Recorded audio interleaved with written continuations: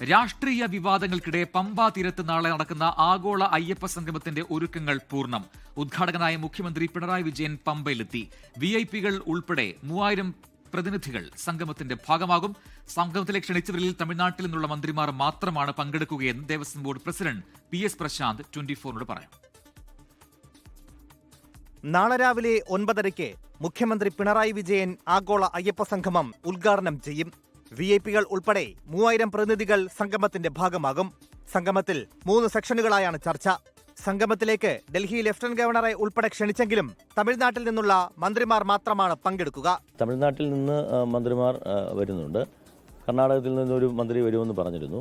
ഞങ്ങൾ ഇത് സംഘടിപ്പിക്കുന്നത് അയ്യപ്പ ഭക്തരുടെ ഒപ്പീനിയനും അതുപോലെ തന്നെ അഭിപ്രായവും തേടുന്നതിന് വേണ്ടിയിട്ടാണ്. മുഴുവൻ പ്രതിനിധികൾക്കും താമസ സൗകര്യം, യാത്രാ സൗകര്യം ഉൾപ്പെടെ ക്രമീകരിച്ചിട്ടുണ്ട്. പരിപാടിയുടെ ഭാഗമായി പോലീസ് അധിക സുരക്ഷ ഏർപ്പെടുത്തി. SNDP, NSS ഉൾപ്പെടെയുള്ള സംഘടനകൾ പരിപാടിയുടെ ഭാഗമാകും.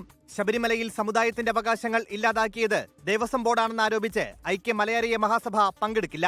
വിളിക്കാത്ത സദ്യ ഉണ്ണാൻ പോകില്ലെന്ന് യോഗക്ഷേമ സഭ പ്രതികരിച്ചു. നാളെയാണ് ആഗോള അയ്യപ്പ സംഗമം. ഒരുക്കങ്ങൾ അവസാന ഘട്ടത്തിലാണ്. വിവാദങ്ങളില്ലാതെ പരിപാടി അവസാനിപ്പിക്കാനുള്ള ശ്രമത്തിലാണ് തിരുവിതാംകൂർ ദേവസ്വം ബോർഡ്. ക്യാമറമാൻ സഞ്ജയ് ഇക്ബാലിനൊപ്പം എ വി ജയശങ്കർ, 24 പത്തനംതിട്ട.